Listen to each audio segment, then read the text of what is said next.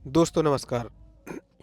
हम मचलते हैं तो तूफान मचल जाते हैं, हम उबलते हैं तो भूचाल उबल जाते हैं। हमें बदलने की कोशिश ना करो यारो, क्योंकि जब हम बदलते हैं तो इतिहास बदल जाते हैं। इस देश में मुगल आक्रांता बनकर आए, उन्होंने भरपूर इस देश को लूटा। इस देश की धरोहर, इस देश की संस्कृति, उसको भारी नुकसान पहुंचाया, क्षति पहुंचाई। और उसके बाद इस देश में फिरंगी भी लूटने की नीयत से आए। उन्होंने भी भारत देश को भरपूर लूटा। और 1947 में आज़ादी के बाद भी इस देश में जो सरकारें आईं, जिनकी सरकार बनी, वह भी इस देश में अंग्रेज परस्त निकले। उन्होंने इस देश में उन्हीं नीतियों को जारी रखा, उसी एजेंडे पर काम किया जिस पर कि अंग्रेज काम कर रहे थे। इस देश में दशकों फॉल्स नैरेटिव चलाए गए, चाहे वो फिल्म इंडस्ट्री के माध्यम से हो, नेताओं के बयानों के माध्यम से हो। और इस देश की सनातन संस्कृति, इस देश की परंपराओं पर भरपूर प्रहार करने का प्रयास किया। लेकिन 2014 में इस देश के सनातनी समाज ने एक अंगड़ाई ली, तो इस देश की सरकार बदल गई। और केवल सरकार ही नहीं बदली, सरकार बदलने के साथ इस देश में बहुत कुछ बदलता हुआ दिखाई दे रहा है। 2014 में सरकार बदलने के साथ एक ऐसा प्रधानमंत्री इस देश की गद्दी पर आसीन हुआ, नरेंद्र मोदी नामक, कि वह किसी की लकीर को छोटा करने में भरोसा नहीं करता है। नरेंद्र मोदी जी अपनी खुद की एक बड़ी लकीर खींचने की परंपरा पर काम करते हैं, और वही अब इस देश में होता हुआ दिखाई दे रहा है। 2014 के बाद जैसे ही सरकार बदली, इस देश में भगवान प्रभु श्री राम के बहुप्रतीक्षित जो मंदिर तोड़ा गया था, उस पर सुप्रीम फैसला आया और प्रभु श्री राम का भव्य दिव्य और नव्य मंदिर का निर्माण हुआ। 2014 के बाद इस देश में कलंक के रूप में जो 370 धारा थोपी गई थी, एक देश में जो दो संविधान चल रहे थे, वह 370 धारा भी खत्म कर दी गई। और अब जो समाचार वर्तमान में आ रहे हैं, यह जो दशकों से नैरेटिव चलाए जा रहे थे किसी विशेष इकोसिस्टम के माध्यम से, अब वह नैरेटिव भी टूटते हुए दिखाई दे रहे हैं। एक तरफ तमिलनाडु से एक ऐसा समाचार आया जिसको कि सनातनी समाज के लिए बर्दाश्त करना बहुत मुश्किल है। मदुरई में एक पहाड़ी है जिसको कि प्राकृतिक शिवलिंग माना जाता है, और उस पर तकरीब मंदिर है भगवान मुरुगन का। भगवान मुरुगन यानी भगवान शिव के पुत्र कार्तिकेय, जिनको दक्षिण भारत में मुरुगन भगवान के नाम से जाना जाता है। उन पर, उस मंदिर पर साल में एक बार दीपोत्सव मनाने की प्रथा है। लेकिन सेकुलरिज्म नाम के पाखंड के बल पर राजनीति करने वाले यह जो दल हैं, वहाँ सत्तारूढ़ डीएमके पार्टी इस मामले पर कोर्ट जाती है और इसका विरोध करती है।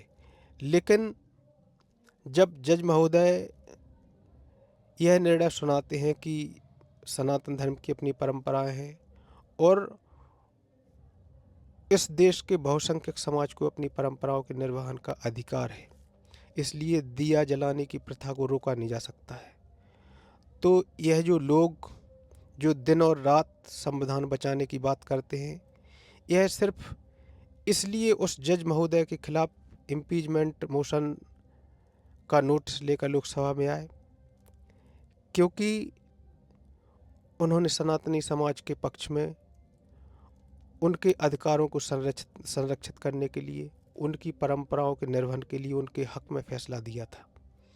लेकिन दूसरी तरफ एक समाचार और आया जो बहुत सुखद है। समाचार यह है कि यूनेस्को ने अपनी धरोहर सूची में इस देश के उजाले के पर्व दीपावली को अपनी सूची में शामिल कर लिया है।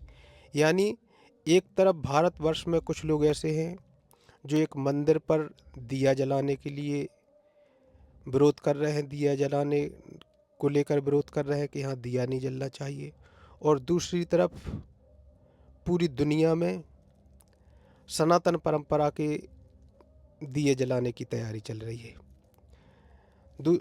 और यह जो अभी तक बॉलीवुड के माध्यम से, फिल्मों के माध्यम से यह जो जहर परोसा जाता था, यह जो नैरेटिव चलाए जाते थे, जैसे 786 का बिल्ला लगाकर ऐसा बताया जाता था कि इसको लगा डाला तो लाइव झिंगा लाला, लेकिन अब इस देश में धुरंधर जैसी फिल्में भी बन रही हैं। धुरंधर फिल्म मैंने अभी देखी नहीं है, लेकिन धुरंधर फिल्म के बारे में इस देश का यह जो तथाकथित इकोसिस्टम है यह विरोध कर रहा है। पाकिस्तान में इसका विरोध हो रहा है। इसका मतलब यह है कि कुछ तो इस फिल्म में ऐसा है जिससे इनका यह पाखंड, इनके यह फॉल्स नैरेटिव टूटते हुए दिखाई दे रहे हैं। इसलिए दोस्तों, आपके बदलने से बहुत कुछ बदल सकता है इस देश में। और जब आप 2014 में बदले तो इस देश में अब बहुत बहुत कुछ बदल रहा है।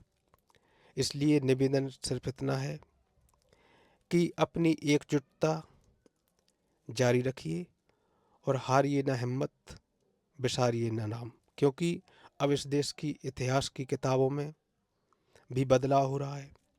एनसीईआरटी में अब मुग़ल आक्रांताओं का वह असली इतिहास, उनकी क्रूरता, उनकी बर्बरता पढ़ाई जाएगी।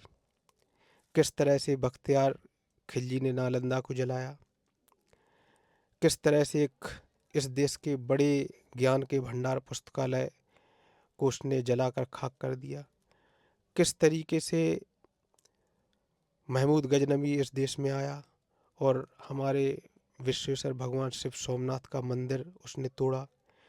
इनकी क्रूरताओं का इतिहास अब इस देश की एनसीईआरटी की किताबों में पढ़ाया जाएगा। और इस देश के जो असल हीरो हैं, अहोम राजवंश, जो असम का एक सुप्रसिद्ध राजवंश था जिसको कि कभी गुलाम नहीं बनाया जा सका, अब उनको भी विस्तार से इतिहास की किताबों में पढ़ाया जाएगा।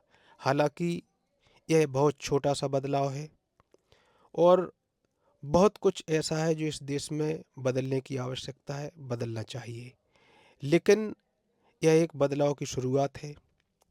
सत्ता की निरंतरता अगर बनी रही, अगर सनातनियों की एकजुटता बनी रही, तो इस देश में वह सब काले कलंक मिटाए जाएंगे जो कि इस देश में गुलामी के प्रतीक हैं। धन्यवाद।